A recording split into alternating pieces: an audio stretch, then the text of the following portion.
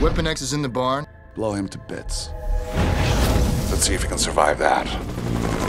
The helicopter chase, which is kind of unbelievable. After he's gotten his adamantium, he escapes, but Stryker tracks him down, and there becomes a chase. Second unit were there for 8, 9, 10 weeks, shooting this massive sequence. That is a perfect example of combining as much physical effects as possible with your visual effects. And action!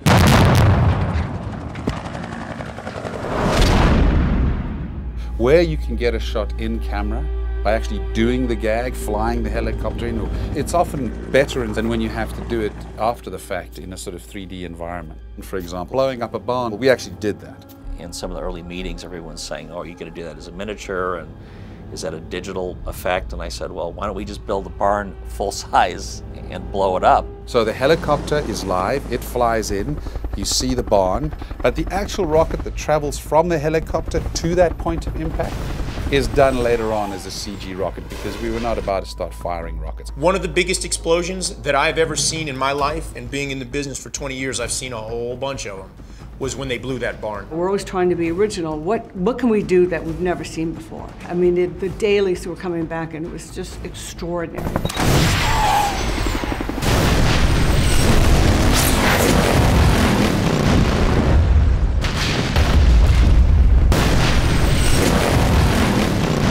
So we shot Hugh separately in a green screen, sort of coming out on a wheelie, and the stunt rider that was shot after the explosion and composited it in, because you wouldn't want to be there when this thing blew up.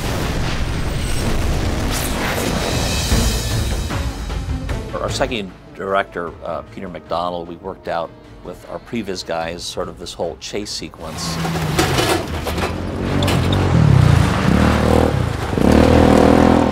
I tried to set this really great chase against this incredible New Zealand scenery, which was in the Queenstown area, which is so beautiful. And we just went for it. You have a helicopter shooting and a man on a motorcycle. Let's get him in a canopy of trees where the helicopter can't go. 3, 2, 1, action!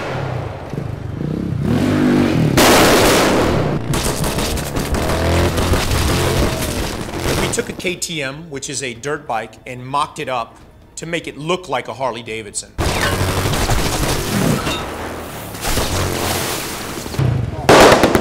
It's a very difficult scene because you have a lot of elements going. You have a helicopter element, you have 3 Humvees chasing, you have a guy in mocked up Harley, you have explosions. We have the helicopter coming up over the hill.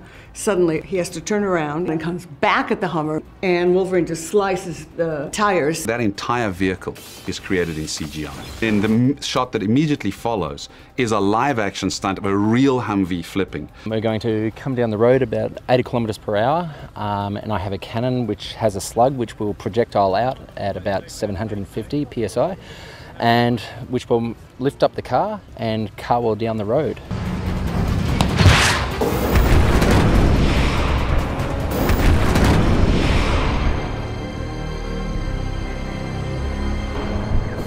For the crash, for instance, that was actually a shell of a helicopter. It was slid down a giant cable.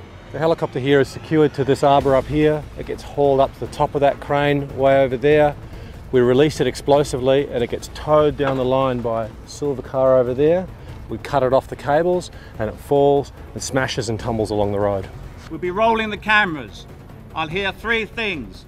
I'll hear rolling 1, rolling 2, and rolling 3. Once I hear that, we then go to action. And action!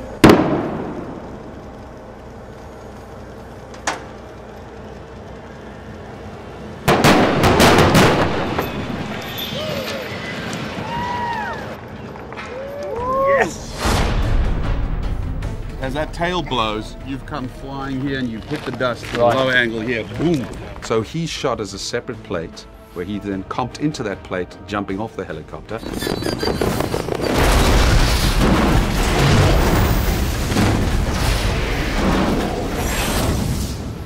And then we pick it up later with Hugh on the ground getting up and we've got the helicopter crashed and flames coming out of it that are more controlled. And so this shot ultimately, I just think he keeps walking to camera, grows from a cowboy to a mid shot. But if you see, I have you foreground, big on screen, and a whole chopper background. And he just keeps coming. Setting the explosives. Everything back, moves back. It is his first use of the adamantium in that sequence, and he figures out what he can do with these adamantium blades that he could not do with the bone.